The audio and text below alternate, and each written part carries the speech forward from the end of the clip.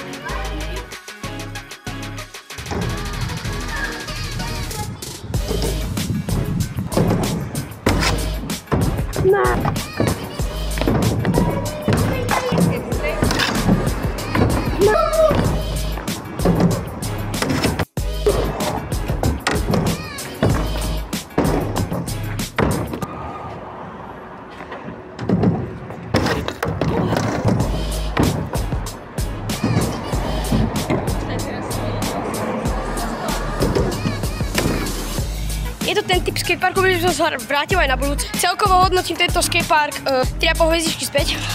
Takže to bolo všetko a čaute.